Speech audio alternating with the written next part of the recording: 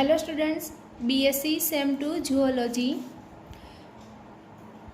Today we will going to discuss Unit 2B.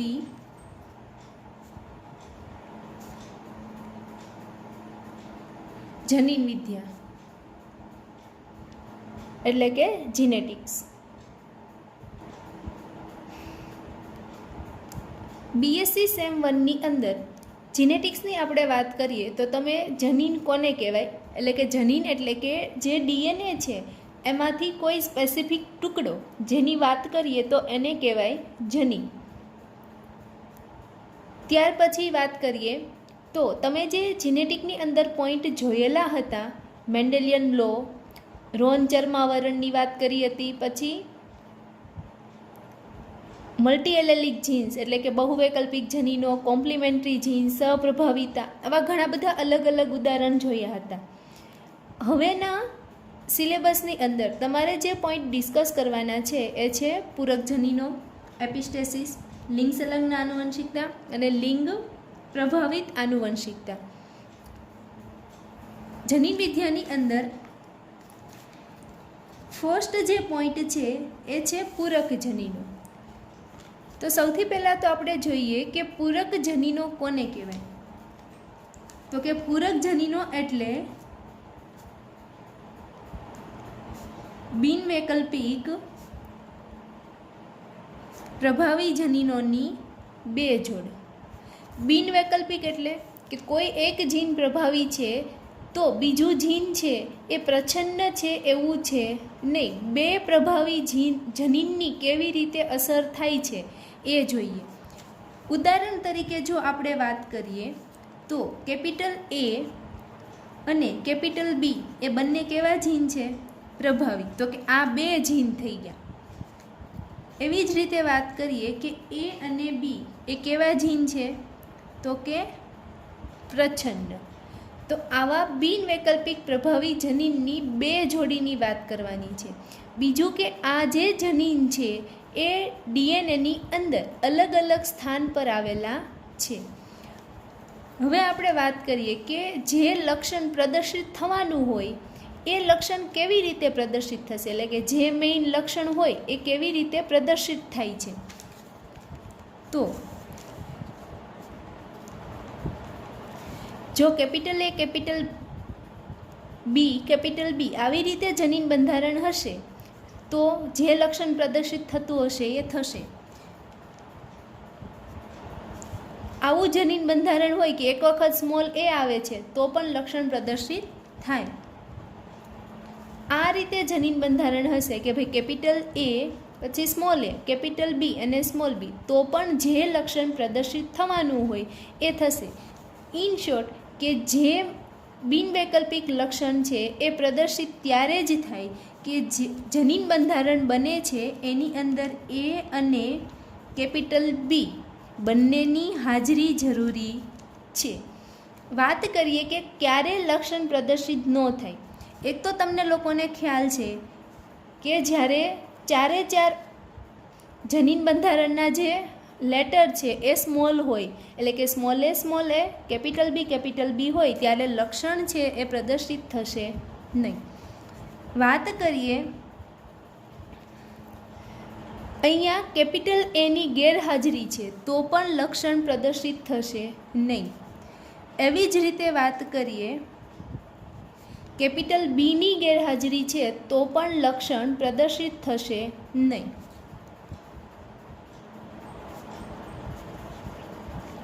Same કે capital બીની ગેરહાજરી. In short કે જે લક્ષણ છે એ પ્રદર્શિત થવા માટે કેપિટલ એ અને કેપિટલ બી બંને જનીનની હાજરી જરૂરી છે. એટલે પૂરક જનીનોનો મિનિંગ તમને સમજાઈ ગયો કે કેપિટલ એ અને કેપિટલ બી જો બંને પ્રભાવી જીન હાજર હોય તો જ જે લક્ષણ છે એ પ્રદર્શિત થાય છે. અધરવાઇઝ સ્વરૂપલક્ષી લક્ષણ છે એ પ્રદર્શિત થશે નહીં. એટલે કે આ બંને જનીન છે એ એકબીજા સાથે કોઈ રિએક્શનની અંદર આધાર રાખે છે. હવે આપણે ઉદાહરણ તરીકે વાત કરીએ તો પૂરક જનીનની અંદર તમારે જે ઉદાહરણ જોવાનું છે એ છે વટાણાના છોડમાં પુષ્પનો રંગ.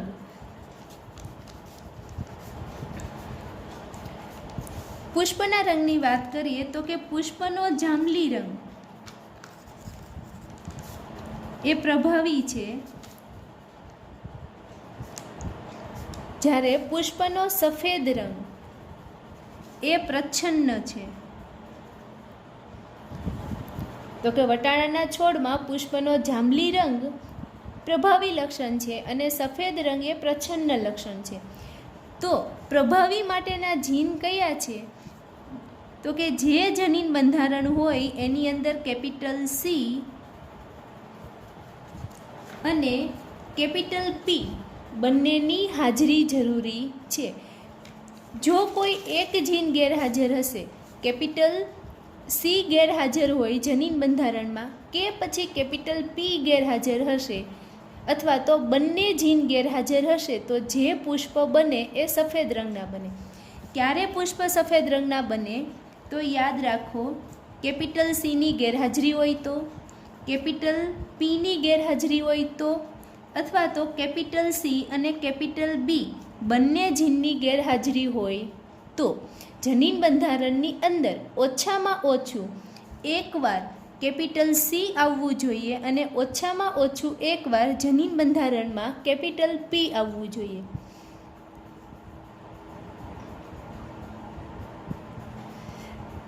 જ્યારે પ્રેક્ટિકલ કરવામાં આવે કે સ્મોલ સી સ્મોલ પી અને સ્મોલ સી સ્મોલ પી તો બધા જ લેટર સ્મોલ છે, બરાબર?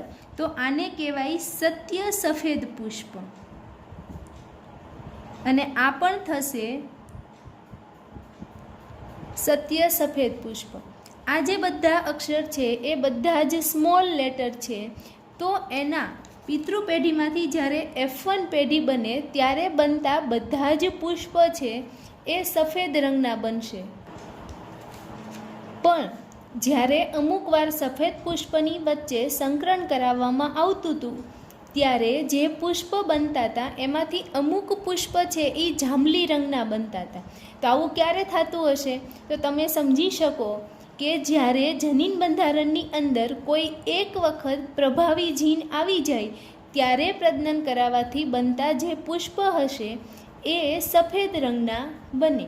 તો હવે આપણે એ ઉદાહરણ જોઈએ કે કેવી રીતે પુષ્પો છે એ જાંબલી રંગના બનતા હશે. પિતૃપેઢી પીની અંદર સફેદ પુષ્પ ધરાવતા 2 છોડ લેવામાં આવે, જેમાં એકનું જનીન બંધારણ કેપિટલ સી સ્મોલ પી છે, જ્યારે બીજાનું જનીન બંધારણ છે એ સ્મોલ સી કેપિટલ પી છે. એમાંથી જ્યારે જન્યુઓ બનાવવામાં આવે જેને કહેવાય ગેમેટ્સ, ત્યારે બનતા ગેમેટ્સ એ અહીંયા બધા જ પ્રકારના ગેમેટ છે એ કેપિટલ સી અને સ્મોલ પી વાળા બનશે અને અહીંયા બધા જ પ્રકારના ગેમેટ છે એ સ્મોલ સી અને કેપિટલ પી વાળા બનશે. F1 પેઢીની વાત કરીએ તો આપણને જે મળે છે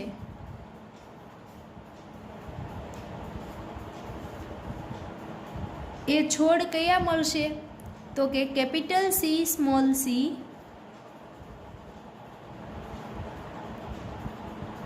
capital P small P. F1 પેઢીને આપણે શું કહીએ છીએ? તો કે પ્રથમ સંતતિની પેઢી.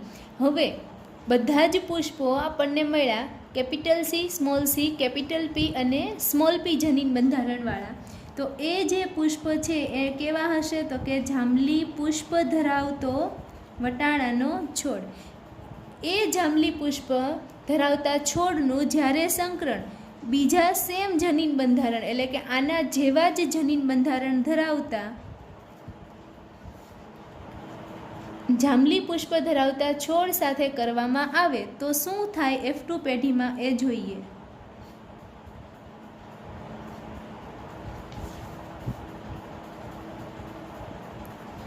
હવે જન્યુઓ બનાવીએ. કેવી રીતે જન્યુઓ બનશે? તો કે પહેલું કેપિટલ સી એ કેપિટલ પી સાથે જઈ શકે, પહેલું કેપિટલ સી એ સ્મોલ પી સાથે જઈ શકે, બીજું સ્મોલ સી એ કેપિટલ પી સાથે જઈ શકે, એટલે સ્મોલ સી કેપિટલ પી અને સ્મોલ સી સ્મોલ પી. એવી જ રીતે આપણે વાત કરીએ તો અહીંયા પણ capital C capital P, capital C small P, small C capital P, small C small પી, આવા 4 પ્રકારના ગેમેટ મળે. હવે આપણે વાત કરીએ બીજી સંતતિની પેઢી.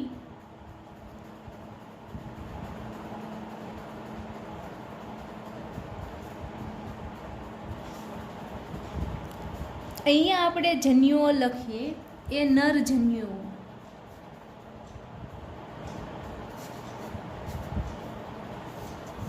અહીંયા જે જન્યુઓ લખીએ એ થશે માદા જન્યુઓ.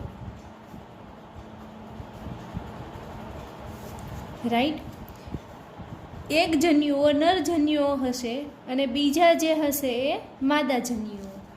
તો capital C capital P, capital C small P, small C capital P અને small C small P.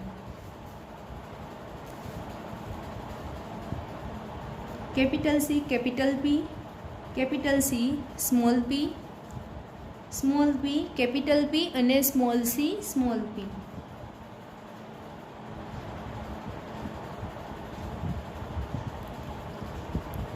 Checkerboard બનાવીએ તો capital C capital C capital P capital પી.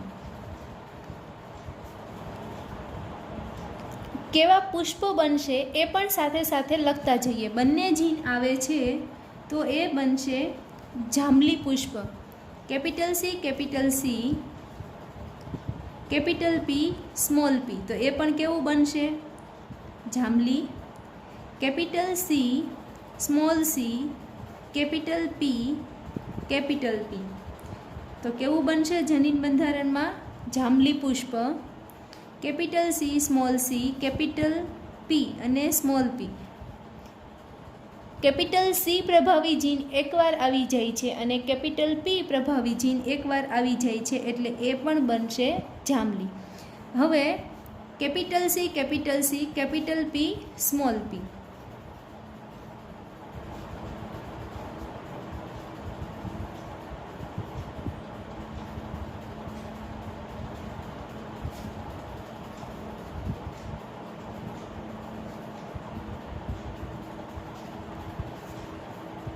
અહીંયા જે પુષ્પ બને છે એ જાંબલી.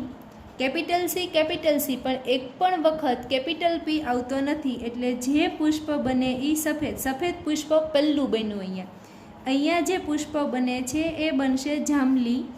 અહીંયા જે બનશે એ પાછું કયું બનશે? તો કે એક પણ વખત કેપિટલ પી પ્રેઝન્ટ નથી, એટલે એ પુષ્પ ફરીથી બનશે સફેદ, એટલે સફેદ પુષ્પ બીજું. Capital C small C capital P અને કેપિટલ પી. અહીંયા જે પુષ્પ બનશે કેવું બનશે? જાંબલી. ફરીથી આપણે જોઈએ તો કે capital C small C capital P small P, small C capital P small C capital P અને સ્મોલ પી. તો અહીંયા જે પુષ્પ બને છે એ જાંબલી. અહીંયા કેપિટલ સી જીનની ગેરહાજરી એટલે સફેદ અને અહીંયા પણ કેપિટલ સી જીનની ગેરહાજરી એટલે સફેદ. સફેદ પુષ્પ ત્રીજું અને સફેદ પુષ્પ ચોથું. Capital C small C capital P small P જાંબલી. Capital C small C small P સફેદ. પાંચમું પુષ્પ small C capital P small P સફેદ રંગનું છઠ્ઠું પુષ્પ. અને અહીંયા સ્મોલ સી સ્મોલ સી કે સ્મોલ પી સફેદ રંગનું 7મું પુષ્પ. તો તમે જોઈ શકો છો કે સફેદ રંગના 7 પુષ્પ બન્યા. હવે જાંબલી રંગના પુષ્પની ગણતરી કરીએ તો 1 2 3 4 5 6 7 8 અને 9. તો આપણને સ્વરૂપલક્ષી જે પ્રમાણ મળે છે એ 9:7 થશે. 9:7 એટલે કે જાંબલી રંગના પુષ્પ 9 અને સફેદ પુષ્પ ધરાવતા છોડ 7.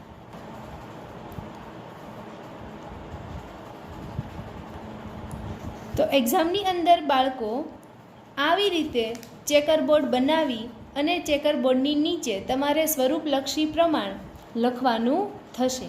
પ્રેક્ટિકલની અંદર તમને જ્યારે જનીની કોયડા ઉકેલવાના પ્રોબ્લેમ પૂછાય છે ત્યારે અહીંયા જે સફેદ પુષ્પ ધરાવતા છોડ હશે અહીંયા તમને કોઈ જીનેટિક બંધારણ છે એ ચેન્જ કરી દે, જેના લીધે તમારું પ્રોબ્લેમ છે એ ચેન્જ થાય અને છેલ્લે સ્વરૂપલક્ષી પ્રમાણ છે એ પણ કંઈ બદલાયેલું આવશે. તો એ ચેકરબોર્ડ પૂરું થાય પછી કયા રંગના કેટલા પુષ્પો છે એ તમારે આવી રીતે સ્વરૂપલક્ષી પ્રમાણ કરીને તમને જે આન્સર મળે છે પ્રેક્ટિકલ એક્ઝામમાં એ તમારે દેખાડવાના રહેશે. હવે આપણે જોઈએ પૂરક જનીનોનો જૈવ રાસાયણિક આધાર. એટલે અહીંયા વટાણામાં જે જાંબલી રંગના પુષ્પ ધરાવતો છોડ બને છે તો એ જાંબલી રંગના પુષ્પો છે એ પુષ્પની અંદર એન્થ્રોસાયનિન નામના કેમિકલ દ્રવ્યની હાજરી દેખાડે છે. તો આ એન્થ્રોસાયનિન કેવી રીતે બને છે? તો એ એન્થ્રોસાયનિન છે એ બનવા માટે કોઈ જૈવ રાસાયણિક પ્રક્રિયા થાય છે. અને જૈવ રાસાયણિક પ્રક્રિયા છે એ કેટલા તબક્કામાં થાય છે? તો કે 2 તબક્કા.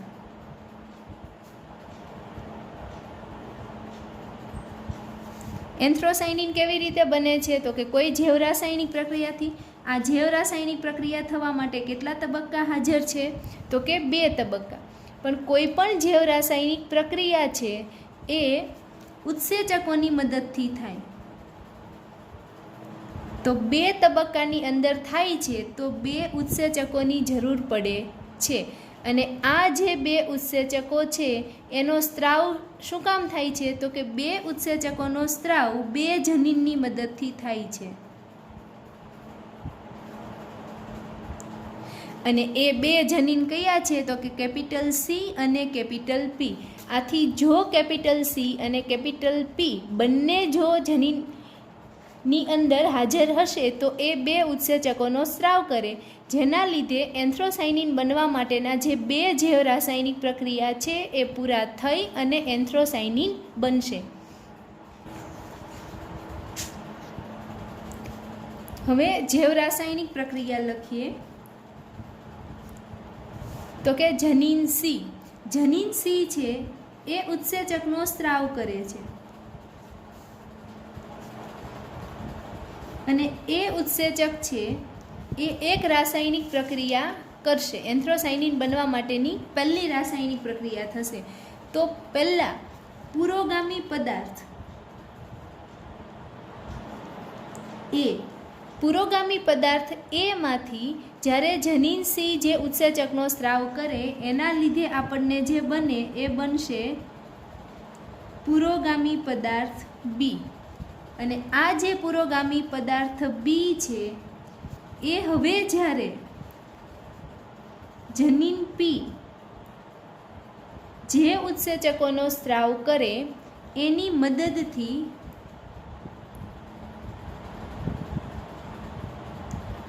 એન્થ્રોસાયનિન બનાવશે.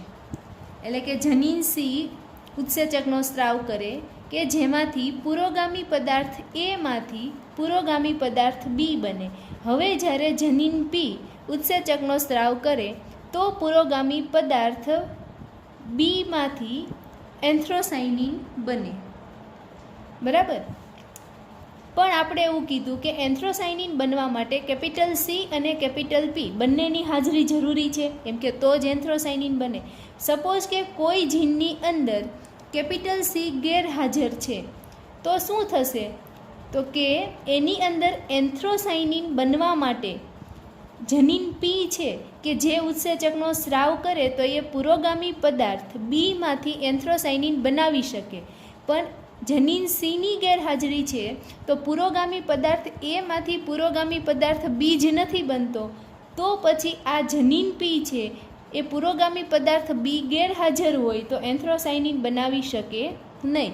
કોઈની અંદર આપણે વિચારીએ કે જનીન પી ગેરહાજર છે અને જનીન સી હાજર છે, તો પુરોગામી પદાર્થ એમાંથી બી બને છે, પણ પુરોગામી પદાર્થ બીમાંથી જનીન પી ગેરહાજર હોવાને લીધે ઉત્સેચકનો સ્રાવ થતો નથી અને જેના લીધે એન્થ્રોસાયનિન બનતું નથી. એટલે આપણે એવું કહી શકીએ કે જૈવરાસાયણિક પ્રક્રિયા પહેલાંની જે નિપજ છે એ જૈવરાસાયણિક પ્રક્રિયા બીજા માટેનો પ્રક્રિયક બને છે, અને બંને જૈવરાસાયણિક પ્રક્રિયા થવી જોઈએ તો જ એન્થ્રોસાયનિન બનશે. તો આ જે રાસાયણિક પ્રક્રિયા છે એને આપણે પૂરક જનીનની આંતરક્રિયા તરીકે ઓળખીશું.